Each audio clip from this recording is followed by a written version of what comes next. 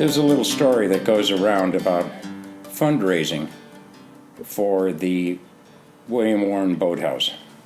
And I was not a party to this, and a bit of it is hearsay, but the story has stayed for the last 20 years. We had received a lease on the land that the boathouse is now on. Architectural drawings had been made.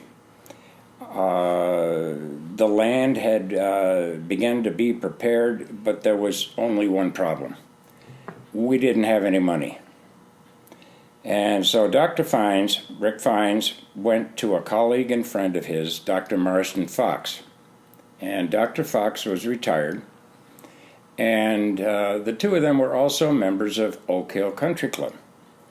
Well, Dr. Fox and Rick came up with a plan, and Dr. Fox went home and formulated a presentation and decided that he would go to Oak Hill, speak to the maitre d', and find out which evenings during the week and weekends were the greatest for the restaurant business, for the dining room, and when they had the most number of people, members, and guests.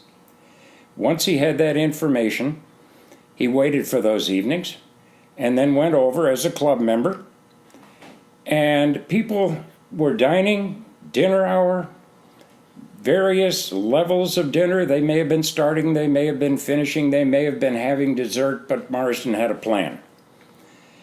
He would grab a spare chair, drag it over to a table, where he would sit down, invited or uninvited, announced or unannounced, and he would start his presentation on what Pittsford-Crew was and what we were trying to do.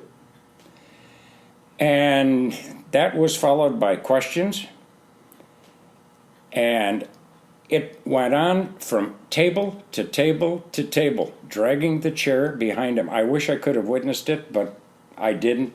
But I've been told many times it went on over several days and several weekends. Well, at the end, checks began to roll in.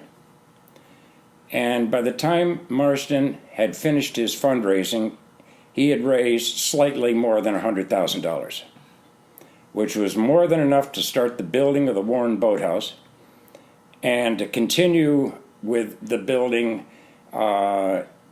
inside, the partitions and conference rooms and bathrooms and so on. But there was a little saying that came from Marston's presentation that sort of stuck with a lot of us during the summer when we were building and the days were hot and we were tired. Marston had a way of selling, and he knew how to finish a sale and he knew how to close a sale. And so at the end of his presentation, he would have a 5 or 6 seconds of silence where he would look around the table at everyone, and then he would say, "How can you not help a man with a dream?" That was followed by another 5 or 6 seconds. He would thank everyone, drag his chair to the next table, and the progression continued. Well, all during the summer, that phrase was mentioned around the boathouse construction project many, many times, because there were disappointing days and there were good days. But that little saying seemed to drive the entire construction crew all summer long.